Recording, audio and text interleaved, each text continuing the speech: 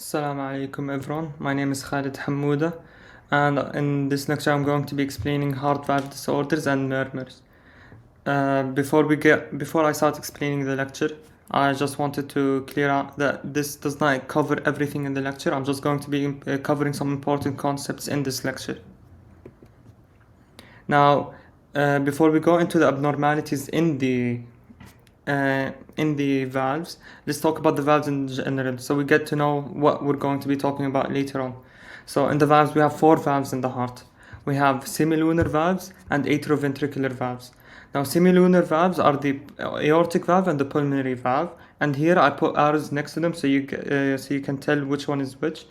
The pulmonary valve is the valve in between the right ventricle and the pulmonary trunk, and the aortic valve is the valve between the left ventricle and the aorta. Now, atrioventricular valves, however, are the valves in between.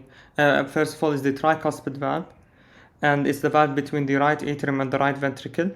And also, the mitral valve is the valve between the left atrium and the left ventricle. So, two valves, which are the atrioventricular valves, are going to be the valves that separate the atriums from the ventricles. And the semilunar valves are the valves between the ventricles and the great vessels, you could say. Now, heart auscultations. In this case, this is where the doctor uses the stethoscope to listen to the valve. Now, if you can see, sometimes if you've ever had a doctor use a stethoscope on you, you can see him using the stethoscope in different spots. He's doing this to listen to each valve. So in the second intercostal space, in the parasternal spot, you'll have the aortic valve sound and the pulmonary valve sound. They're at the same level, however, the aortic valve is at the right side and the pulmonary valve is on the left side. And we also have the tricuspid valve and the mitral valve. The tricuspid valve just being above the mitral valve. The mitral valve, which is really important because this gets asked about a lot. The mitral valve is at the fifth intercostal space, and it's at the mid-clavicular level. Now, normal heart sounds, first of all. The S1 sound, you need to know it comes from the atrioventricular valves, which were the mitral valve and the tricuspid valve. And the S2 sound comes from the semilunar valves, which were the aortic valve and the pulmonary valve. Now let's go to the abnormal sounds. S3 sound is a lower sound than the S4, and it has a larger preload during rapid ventricular filling. And this is gonna make more sense later on when we talk about the abnormalities. But sometimes S3 sound can also be physiological, such as in children, athletes, and pregnant women. And pathological, it happens most of the time during regurgitations of the valves, and I'm going to explain that later on. S4 sound, however, it can be physiological. S4 sound is a really bad thing if someone has it, and it happens during the stenosis of the valve. Now, I was just earlier talking about the regurgitation and stenosis. Before we go into the abnormal murmurs, we need to know what's the difference between them. So stenosis is when the valve cannot open properly, it's struggling to open. And regurgitation is the opposite, where the valve cannot close properly. Once it opens, it can't close properly. It has issues with the leaflets of the valve. Now let's talk about the first abnormality, and it's going to be the aortic stenosis. Aortic, as we know, aortic valve, which is between the left ventricle and the aorta.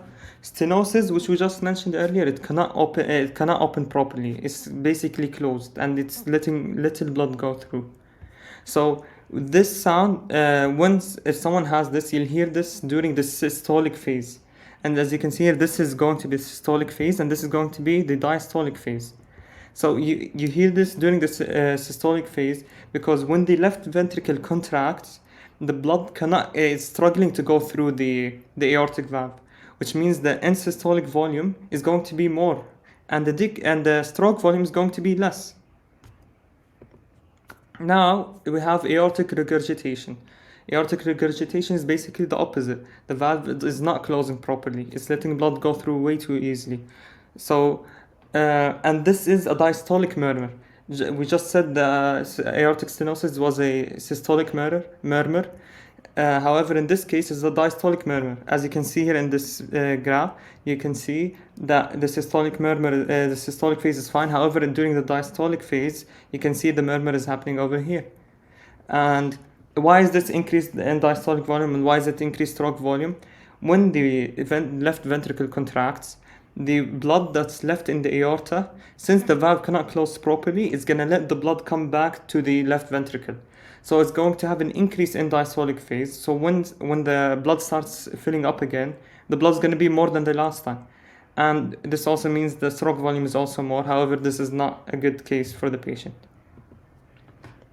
Now, we just finished talking about the aortic valve. Now we're going to talk about the mitral valve. First of all, we have the mitral regurgitation. And in mitral regurgitation is going to be a systolic murmur. As you can see here, during the systolic phase, there's going to be a murmur happening. However, in the diastolic phase is fine. Why does this happen? So, once the left ventricles contract, since the valve cannot close properly, the blood is going to be going to the left atrium. It's going to be going back to the left atrium, which is not good for the patient whatsoever. And this happening is going to increase the end diastolic volume and the end systolic volume. Now, opposite of mitral regurgitation, we're going to have mitral stenosis. Mitral stenosis, as we mentioned, the valve cannot open properly. It's going to struggle to open. And why does this happen? This is a diastolic murmur. As you can see here, the graph in the diastolic phase, the murmur is happening during the diastolic phase. However, in the systolic phase, you can hardly see any murmur happening. And physiologically, to explain this, once the heart contracts, there's going to be a lot of blood left in the left atrium because it couldn't pass through to the left ventricle, and this is going to cause, you can also say, expanding in the left atrium, which is really bad. And because we've had barely any left ventricle, blood going to the left ventricle, that's going to decrease end diastolic volume, and because the end diastolic volume decreased, the stroke volume is going to decrease as well. Now, I want to mention two last things which are pretty important. We have the eccentric left ventricular. In the eccentric case, it happens during either aortic or mitral valve regurgitation. And what does this mean? As you can see here in this picture, the left ventricle is dilated, it's expanded, it's bigger, like the volume inside of it is more. So, to explain this, for example, because the volume has increased, it's going to have, let's say, for example, 250 milliliters. Okay, it's a lot of blood volume inside the in the ventricle.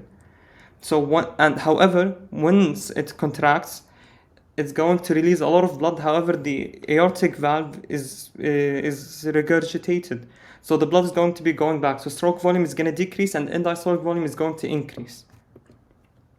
In the concentric case, is basically the opposite, because the valve is stenosed and it does not open properly.